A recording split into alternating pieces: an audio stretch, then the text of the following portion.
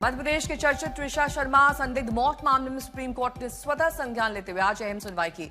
इस दौरान supreme court ने कई सवाल उठाए और सीबीआई को जल्द मामले की जांच अपने हाथ में लेने का आदेश दिया।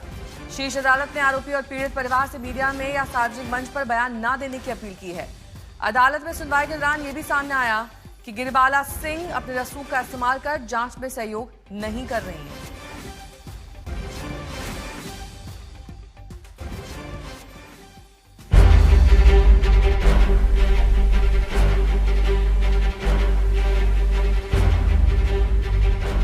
भोपाल की ट्विशा शर्मा की मौत की जांच जारी है। कानूनी लड़ाई चल रही है। इस बीच सुप्रीम कोर्ट ने सुनवाई के बाद अब ट्विशा के परिवार को जल्द इंसाफ की उम्मीद जगी है, क्योंकि शीर्ष अदालत ने सुनवाई के दौरान मामले को बेहद दुर्भाग्यपूर्ण बताते हुए निष्पक्ष जांच की बात कही है। सुप्रीम कोर्ट ने कहा कि सीबीआई फौरन इस केस को अपने हाथ में ले। साथ ही सुप्रीम कोर्ट ने दोनों पक्षों को निर्देश देते हुए कहा है कि वो मीडिया से बात न करें और जांच एजेंसी के सामने ही अपना पक्ष रखें।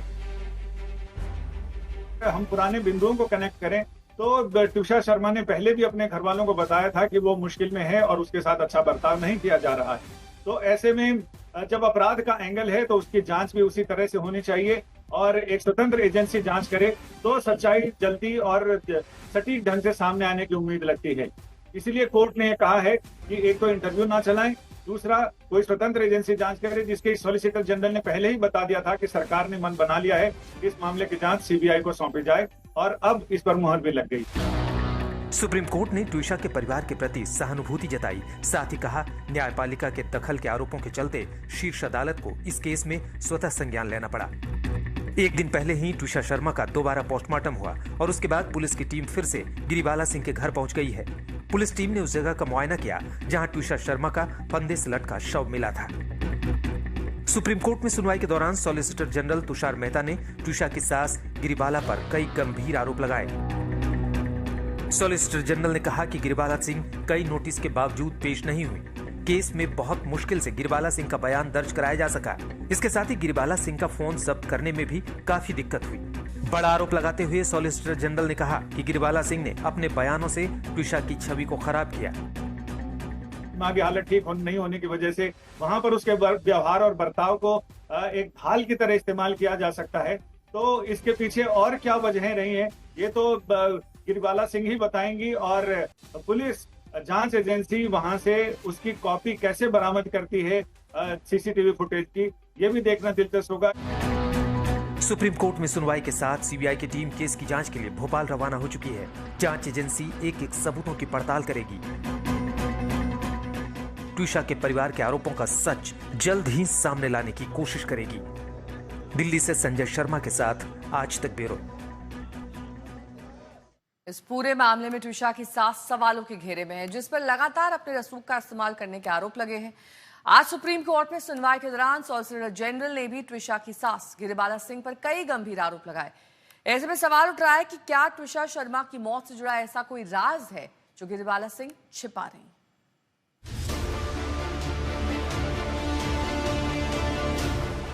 गिरिबाला सिंह, ट्विशा शर्मा की सास, जो शुरू से सवालों के घेरे में है और चुप है। गिरिबाला सिंह भले ही कुछ न बोले, लेकिन उन पर लगे गंभीर आरोप है। अपने रसूख का इस्तेमाल अपने बेटे को बचाने में करने के इल्जामों को इस एक घटना ने और गहरा करने का काम किया। स्वागत है सीबीआई जांच का। हम स्वागत करते हैं सीबीआई जांच होनी चाहिए, जरूर होनी चाहिए, जरूर होनी चाहिए और इस बात की जांच होनी चाहिए, जरूर होनी चाहिए। जिस ब्यूटी पार्लर में ट्विशा गई थी, वहां ट्विशा की सास को लेकर भी कई चौंकाने वाली बातें सामने आई। 12 मई को ट्विशा ब्यूटी पार्लर गई थी, जिसके अगले दिन यानी 13 मई को सुबह 11:30 बजे ट्विशा की सास गिरिबाला सिंह का फोन आया। किरण का दावा है कि इस दौरान गिरिबाला ने बार-बार पूछा क्या ट्विशा पार्लर आई थी, वो कितने बजे आई, कितने बजे गई और पेमेंट कैसे किया गया। कि जो हुआ उसके बाद आपको कब पता चला कि ऐसा हो गया है हादसा? मुझे पता चला जब गिरिबाला मैम का फर्स्ट कॉल आया और उनने मुझसे पूछा कि ट्विशा कब आई थी, कब गई। तो मैंने फिर उनको बोला कि ठीक है, मैं पार्लर पहुंच के बताती हूँ, स्टाफ से पूछ के कि कब आई थी, कब गई थी। फिर हमने फिर उनका सेकंड कॉल आया था, तो मिस कॉल था, मैं उठा नहीं पाई थी, तो मैंने वापस उनको कॉल बैक किया, उनसे पूछा कि मैम आपने कॉल किया था क्या? तो उन्होंने बोला हाँ मुझे पता करना था, पूछना था कि ट्विशा कब आई और कब गई। ये कब कॉल आया था आपके पास? वो ये 13 तारीख के ही कॉल है। अच्छा, 13। फिर मैं जब यहाँ आई तो मैंने उनको कॉल लगा के बताया कि मैम ट्विशा मैम आई थी, वो इतने बजे आई थी और इतने बजे गई। मैंने बाहर का फुटेज देखा कि वो गई कैसे, क्योंकि उस टाइम पे जब मैं यहाँ आई तो मैंने देखा बाहर की मैडम लग रहा है घर पहुंची नहीं है या कुछ तो भी ऐसा है जिसकी वजह से मैम का बार बार कॉल आ रहा है। फिर मैंने उनको जब बताया फोन करके कि मैम इतने बजे आई थी, इतने बजे गई थी। इस पूरे खेल में पुलिस की भूमिका पर भी लगातार सवाल उठ रहे हैं। आपको जानकर हैरानी होगी कि मामले का अहम सबूत सीसीटीवी ट्विशा की सांस ले गई, लेकिन पुलिस की टीम ब्यूटी पार्लर तक नहीं पहुंच सकी। पुलिस तो नहीं आई अभी कोई इन्वेस्टिगेटिव एजेंसीज नहीं आई? नहीं, कोई नहीं आया। आपसे कोई सबूत वकीलों ने बाद में इसके अलावा, फुटेज के अलावा? नहीं, कुछ भी नहीं। 11 दिन पहले भोपाल में हुई ट्विशा की मौत अब सिर्फ एक संदिग्ध मौत का मामला नहीं रह गया है, बल्कि अब ये मामला सिस्टम, रसूख और जांच पर उठते सवालों का केस बन चुका है। अरे कोई कानून है कि आपको सब पता है? कोई कानून है ऐसा? 3 नोटिस जारी हो चुके हैं। अभी तक पीड़ित परिवार कह रहे हैं कि आप लोग पुलिस की मदद नहीं कर रहे हैं, पुलिस की मदद नहीं कर रहे हैं।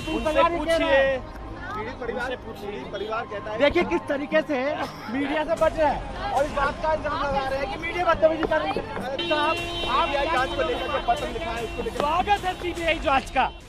समर्थ का जिस तरह से भोपाल पुलिस 11 दिन बाद भी पता न लगा सकी, उससे भी सवाल उठा कि क्या पुलिस की मिलीभगत के कारण ऐसा हुआ।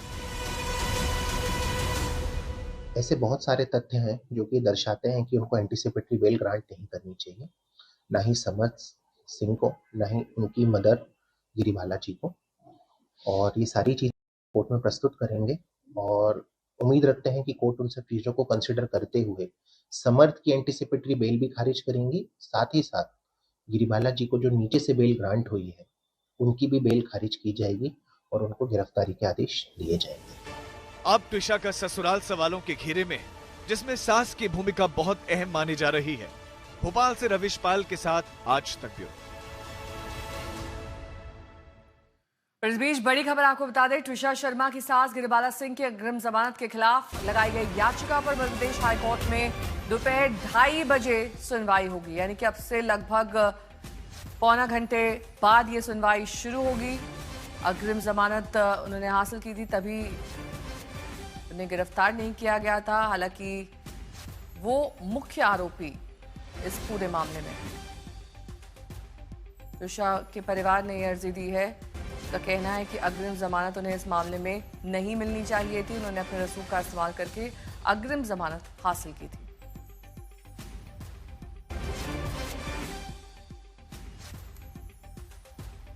और ट्विशा शर्मा का पति समर्थ 7 दिन की पुलिस रिमांड पर है। पुलिस ने समर्थ से सवालों की एक लंबी फहरिस्त तैयार की है। केस की जांच आगे बढ़ने के साथ समर्थ की रिमांड के दौरान कई साक्ष्य जुटाने की कोशिश हो रही है।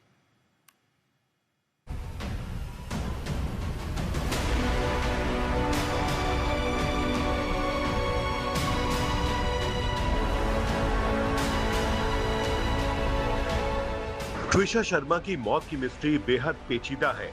कई उलझे सवाल हैं, कई गंभीर आरोप हैं और घेरे में है ट्विशा का पति समर्थ सिंह, जो करीब 10 दिनों की फरारी के बाद अब पुलिस रिमांड पर है। समर्थ से लगातार पूछताछ चल रही है, जिसके जरिए केस की कई गुत्थियों को सुलझाने की कोशिश हो रही है।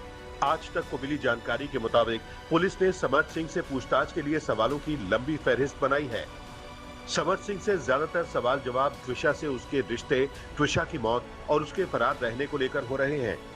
पुलिस ने समर्थ से पूछा कि 12 मई यानी जिस दिन ट्विशा की मौत हुई वो कहां था, क्या उस रात दोनों के बीच झगड़ा हुआ था। सवाल ये भी हुआ कि जब उसे ट्विशा के साथ रहना था तो आखिर वो फरार क्यों हो गया। इसके बाद 10 दिनों तक वो कहां गया। पुलिस ये भी पता लगा रही है कि इन 10 दिनों में समर्थ किन किन लोगों के साथ रहा और किन किन लोगों से संपर्क किया। पुलिस का अहम सवाल ये भी है कि क्या इस दौरान उसकी अपनी मां गिरिबाला से भी बातचीत होती रही। ये सारे सवाल ट्विशा शर्मा की मौत वाले दिन और उसके बाद के घटनाक्रम से जुड़े हैं। कहीं ना कहीं जिस तरीके से किसी की पत्नी चली जाए और वो लगातार फरार रहे, कहीं ना कहीं उनके कंडक्ट को दिखाता है। जिस तरीके से किसी की पत्नी शांत हो गई, वो एम्स में है, उनकी डेड बॉडी पड़ी है, वो फरार चल रहे हैं और शुरू से कोशिश करी जा रही है आरोपियों द्वारा मिलके कि किस तरीके से जांच को प्रभावित करा जाए। तो वो कहीं ना कहीं उनका जो एटीट्यूड है वो दिखाता है, वो कितना कानून को मानते हैं, नहीं मानते हैं। खुद वकील रहे, उससे पहले उनकी जो मदर हैं वो डीजे रही, लेकिन किस तरीके से उनका कंडक्ट रहा वो मीडिया में भी सबने देखा। त्विषा के परिवार वाले लगातार समर पर प्रताड़ना और मानसिक उत्पीड़न का आरोप लगा रहे हैं और उसे त्विषा की मौत का जिम्मेदार बता रहे हैं। एक दिन पहले जब भोपाल की अदालत में समर सिंह की पेशी हुई, तब त्विषा के भाई ने कहा कि उसके चेहरे पर कोई गम, कोई दर्द नहीं दिख रहा था, उल्टा वो कोर्ट में मुस्कुरा रहा था। जी, बॉडी लैंग्वेज का एक्सपर्ट नहीं हूं मैं, but I can make out कि जब आदमी खड़ा है उसको कैसा लग रहा है। तो देयर वाज नो रिमोर्स। एक होता है कि उनकी बीवी के जाने का, अगर किसी आपके करीबी के जाने का जो रिमोर्स होता है, that was completely missing. It was evident, very evident from his body language that he is very relaxed, और वहाँ पे अपना वो दिखा रहे हैं, जानबूझ के हंसते हैं जो लोग, उनमें से समर सिंह 7 दिनों की पुलिस रिमांड पर है, उससे सवाल जवाब हो रहे हैं, तमाम पहलुओं पर पूछताछ चल रही है। पुलिस ने समर से पूछा कि उसकी पत्नी त्विषा और गिरिबाला सिंह के बीच संबंध कैसे थे। क्या कभी गिरिबाला सिंह ने ऐसा कहा था कि त्विषा उन्हें पसंद नहीं है? क्या त्विषा रोजाना अपने परिवार से बातचीत में तनावपूर्ण रिश्ते का जिक्र करती थी? इसके साथ जो चैट्स दिखाकर त्विषा के परिवार वाले गंभीर आरोप लगा रहे हैं, उन पर उसका क्या कहना है? जो क्राइम स्पॉट है वो घर है, ऑलरेडी सील है, तो हमको नहीं लगता कि पुलिस को किसी भी चीज़ में बाधा आ रही थी। यहाँ कुछ रिकवरी नहीं होना है समर्थ को ले जाके, बट फिर भी अगर पुलिस चाहती है, कोर्ट ने दी है, तो हमको कोई ऑब्जेक्शन नहीं। त्विषा शर्मा और समर सिंह की शादी करीब 5 महीने पहले हुई थी। 5 महीनों में ही दोनों के बीच दूरी बढ़ी, तनाव बढ़ा और त्विषा की मौत हो गई। अब जांच चल रही है कि क्या इस मौत के पीछे उसके पति समर्थ या ससुराल के किसी भी शख्स की कोई भूमिका तो नहीं है। भोपाल से रवीश पाल सिंह के साथ आज तक ब्यूरो।